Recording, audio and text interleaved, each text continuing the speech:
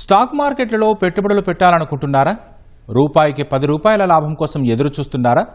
మీ సొమ్ము ఎక్కడ మదుపు చేయాలో అర్థం కావడం లేదా? అధిక లాభాలు ఆర్జించాలనుకుంటున్నారా? అయితే ఫలానా చోట పెట్టుబడి పెట్టండి అంటూ ఈ మధ్య చాలామంది ఫైనాన్షియల్ ఇన్ఫ్లుయెన్సర్లు సామాజిక మాధ్యమాల్లో ఊదరగొడుతుంటారు. వారిని నమ్మి అనేక మంది పెట్టుబడులు పెడుతుంటారు. అంతవరకు బాగానే ఉంది, కానీ ఆ ఫైనాన్షియల్ ఇన్ఫ్లుయెన్సర్ల అర్హతలు ఏంటి? వారు చెప్పే మాటల్లో వాస్తవం ఎంత అంటే ఆ దేవుడికే తెలియాలి. ఎందుకంటే స్టాక్ మార్కెట్లపై సూచనలు ఇచ్చే ఇన్ఫ్లుయెన్సర్లలో దాదాపు 98% మందికి గుర్తింపు లేదు. ప్రపంచవ్యాప్త పెట్టుబడి నిపుణుల సంఘం CFA సర్వేలోనూ అది వెల్లడైంది. అవే ఆందోళనలతో 70,000 వరకు సోషల్ మీడియా ఖాతాలు క్లోజ్ చేసింది సెబీ. మరి అలాంటి వారి సూచనలు నమ్మి పెట్టుబడులు పెడితే పరిస్థితి ఏంటి? ఆర్థిక సలహాలు అందించే వారితో ఎలాంటి జాగ్రత్తలు అవసరం? నిపుణుల సూచనలేంటి?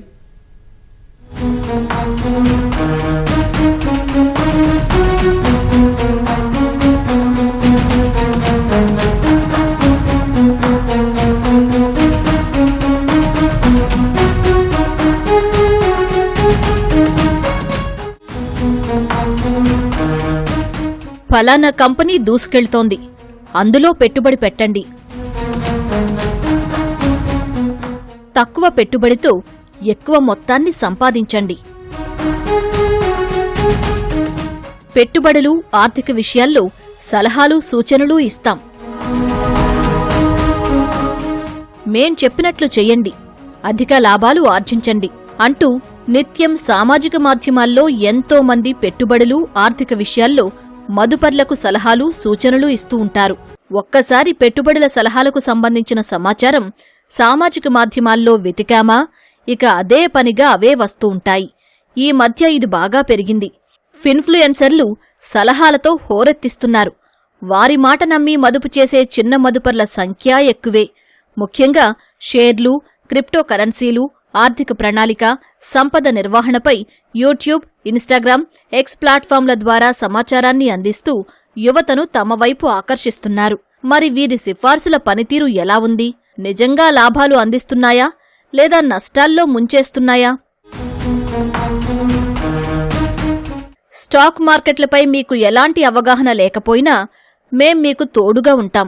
అందుకు మీరు చేయాల్సిందల్లా మా సామాజిక ఖాతాలను ఫాలో అవ్వడమే అంటూ ఎన్నెన్నో వీడియోలు పోస్ట్ చేస్తూ ఉంటారు ఫిన్ఫ్లుయెన్సర్లు. ఏంటి ఫిన్ఫ్లుయెన్సర్లు అనే సందేహం రావచ్చు. ఇదేంటంటే సామాజిక మాధ్యమాల్లో ఆయా అంశాలపై సలహాలు, సూచనలు అందించేందుకు ఇన్ఫ్లుయెన్సర్లు ఉన్నట్లే ఫైనాన్షియల్ ప్లాన్స్, గైడెన్స్ అందించే వారినే ఫిన్ఫ్లుయెన్సర్లు అంటారు. అయితే పెట్టుబడులు, ఆర్థిక విషయాల్లో మదుపరులకు సలహాలు, సూచనలు ఇస్తున్న ఫిన్ఫ్లుయెన్సర్లకు మార్కెట్ నియంత్రణ సంస్థ సెబీ గుర్తింపు తప్పనిసరి. వారి వారి అర్హతల ఆధారంగా వారి సూచనలు పలువురికి ఉపయోగపడతాయని సెబీ భావిస్తే ఆర్థిక సలహాదారులుగా గుర్తింపుని ఇస్తుంది. అయితే ప్రస్తుతం ఫిన్ఫ్లుయెన్సర్లుగా చెలామణి అవుతున్న వారిలో దాదాపు 98% మందికి సెబీ గుర్తింపు లేదు. ప్రపంచవ్యాప్త పెట్టుబడి నిపుణుల సంఘం CFA ఇన్స్టిట్యూట్ స్టాక్ మార్కెట్ల ఆర్థిక సలహాదారులపై నిర్వహించిన క్లిక్స్ అండ్ క్రెడిబిలిటీ నివేదికలో ఈ విషయం వెల్లడించింది. 1600 మంది పెట్టుబడిదారులు, 51 మంది ఫిన్ఫ్లుయెన్సర్లపై నిర్వహించిన సర్వే ఈ రంగంలోని అవకాశాలు, ప్రమాదాలు వెలుగులోకి తెచ్చింది. ఫిన్ఫ్లుయెన్సర్లలో 2% మందే సెబీ వద్ద గుర్తింపు పొందినా 33% మంది బహిరంగంగా షేర్ల క్రయ విక్రయాలకు సంబంధించిన సిఫార్సులు ఇస్తున్నట్లు నివేదికలో పొందుపరిచింది CFA ఇన్స్టిట్యూట్. సర్వేలోని మరిన్ని అంశాలు పరిశీలిస్తే ఆర్థిక విషయాలను సరళంగా వివరించడంలో ఫిన్ఫ్లుయెన్సర్లు కీలక పాత్ర పోషిస్తున్నారు. కానీ 63% మంది తమ భాగస్వామ్యాలు ఆయా సంస్థల నుంచి అందుతున్న ఆర్థిక ప్రయోజనాల గురించి చెప్పడం లేదు. 40 ఏళ్ల వయసు నిండిన పెట్టుబడిదారుల్లో 14% మంది ఫిన్ఫ్లుయెన్సర్ల ప్రభావంతో నిర్ణయాలు తీసుకుని మోసపోయారు. 21 నుంచి 25 ఏళ్ల మధ్యలో ఉన్నవారి పెట్టుబడుల్లో స్థిరత్వం లేదని, తక్కువ బ్రోకరేజీ ప్లాట్ఫారాలపై వీరు ఆసక్తి చూపిస్తున్నట్లు వెల్లడించింది. పెద్ద వయసులో ఉన్నవారు క్రమానుగత పెట్టుబడుల వైపే మొగ్గు చూపుతున్నారు. 5 ఏళ్లుగా భారత స్టాక్ మార్కెట్లలో చిన్న మదుపరుల సంఖ్య వేగంగా పెరిగింది. ఇది మార్కెట్కు మంచిదే. వీరిలో చాలామంది పెట్టుబడిదారులు అవగాహన లేకుండా ఊహల్లో తేలుతూ పెట్టుబడులు పెట్టి నష్టపోతున్నారు. సెబీ ఈ విషయంపై ఎప్పటికప్పుడు సూచనలు చేస్తున్నా ఫిన్ఫ్లుయెన్సర్ల ప్రభావం వీరిపై అధికంగా కనిపిస్తోంది. ఫిన్ఫ్లుయెన్సర్లు అందిస్తున్న సమాచారాన్ని విశ్లేషించడం, నియంత్రించేందుకు ఇంకా చాలా శ్రమించాల్సి ఉందని నివేదిక పేర్కొంది. ఇన్ఫ్లుయెన్సర్స్ వచ్చేసి ఎక్కువగా 40 ఆ పైబడిన ఇన్వెస్టర్స్ వీళ్ళ మాటలు నమ్మేసి అట్లీస్ట్ 14 to 15% టైమ్స్ డబ్బులు పొడగొట్టుకుంటున్నారు అనమాట.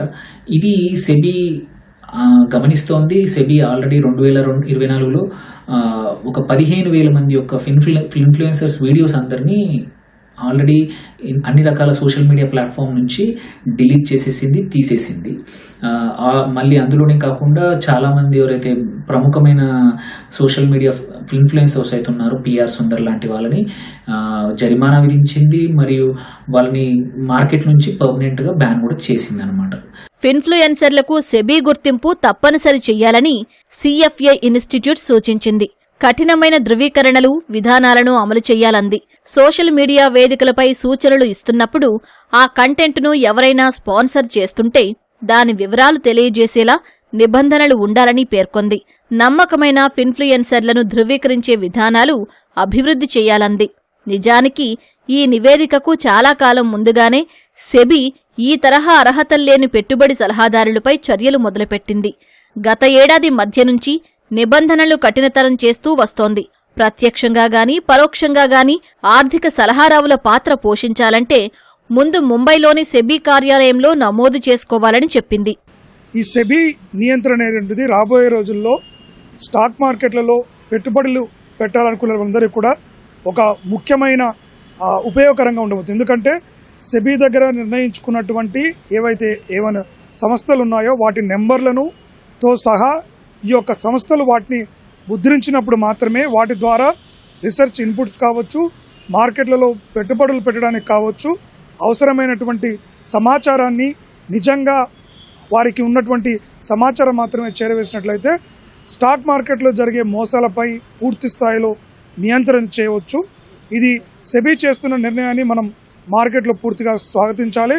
నిజానికి స్టాక్ మార్కెట్లలో పెట్టుబడులు పెట్టి అధిక లాభాలు ఆర్జించాలనేది చాలామంది కోరిక. అదే అవకాశంగా మలుచుకుని అనేక మంది ఆర్థిక సలహాదారులుగా చలామణి అవుతున్నారు. సామాజిక మాధ్యమాల వేదికగా వారికి తోచిన సలహాలు, సూచనలు ఇస్తున్నారు. వాటినే గుడ్డిగా నమ్మి పెట్టుబడులు పెట్టి నష్టాల బారిన పడుతూ ఉంటారు చాలామంది. దీనినే ఆర్థిక మోసంగానూ చెబుతూ ఉంటారు సర్టిఫైడ్ సలహాదారులు. ఒక కంపెనీ షేర్లు బాగున్నాయని సామాజిక మాధ్యమాల్లో చెబుతూ కృత్రిమంగా ఆయా షేర్ల విలువ పెంచుకుంటూ పోతారు. ఫలితంగా సంబంధిత కంపెనీకి, ఫిన్ఫ్లుయెన్సర్లకు లాభం చేకూరొచ్చేమో గాని పెట్టుబడిదారు నష్టపోతుంటారు. కొన్ని సందర్భాల్లో లాభాలు గడిస్తున్నట్లు ఆర్థిక నిపుణులు చెబుతున్నారు.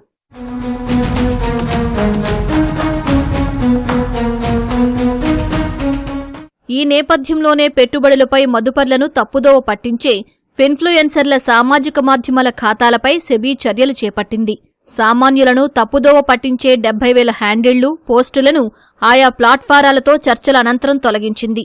గత ఏడాది ఫిన్ఫ్లుయెన్సర్ వ్యవస్థను అమల్లోకి తీసుకురావడం ఇందుకు నేపథ్యమని సెబీ పూర్తికాల సభ్యుడు అనంత్ నారాయణ్ పేర్కొన్నారు. పెట్టుబడులు పెట్టేందుకు ఆసక్తి ఉన్నవారిని నమ్మిస్తూ కొందరు సొమ్ము చేసుకుంటున్నారని, సెబీ వద్ద నమోదు కాని సలహాదారులు, రీసెర్చ్ అనలిస్టులు ఈ వ్యవస్థకు ఒక ముప్పుగా మారారని అనంత్ పేర్కొన్నారు. సెబీ వద్ద నమోదైన సంస్థలను గుర్తించడానికి యూపీఐ పెరైట్ హ్యాండిల్ సహాయం చేస్తుందన్నారు.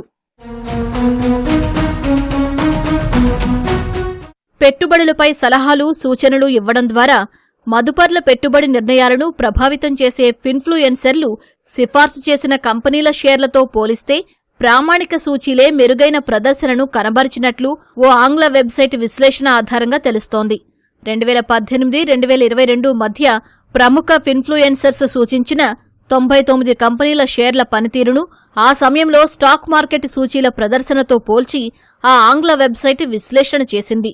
దీని ప్రకారం large cap, mid cap, small cap విభాగాలకు సంబంధించి 99 కంపెనీల షేర్ల పనితీరును పరిశీలిస్తే 72% కంపెనీల షేర్లు స్టాక్ మార్కెట్ ప్రామాణిక సూచీల పనితీరు కంటే వెనుకబడ్డాయి. అందువల్ల మార్కెట్ సూచీల ఆధారంగా మదుపర్లు నిర్ణయాలు తీసుకుని ఉంటే వాళ్లు ఇంతకు మించి ప్రతిఫలాన్ని పొంది ఉండేవాళ్లనే విషయాన్ని ఇది సూచిస్తోంది. పైగా సూచీల ఒడిదుడుకులు కూడా పరిమిత స్థాయిలోనే ఉండటం అనుకూలాంశంగా మారేది. దీన్ని బట్టి గుర్తింపులేని ఫిన్ఫ్లుయెన్సర్ల మాట వినే కంటే ప్రామాణిక సూచీలను మదుపర్లు నమ్ముకుంటే ఎక్కువ ప్రయోజనం ఉంటుందేమోననే అభిప్రాయం వ్యక్తమవుతోంది.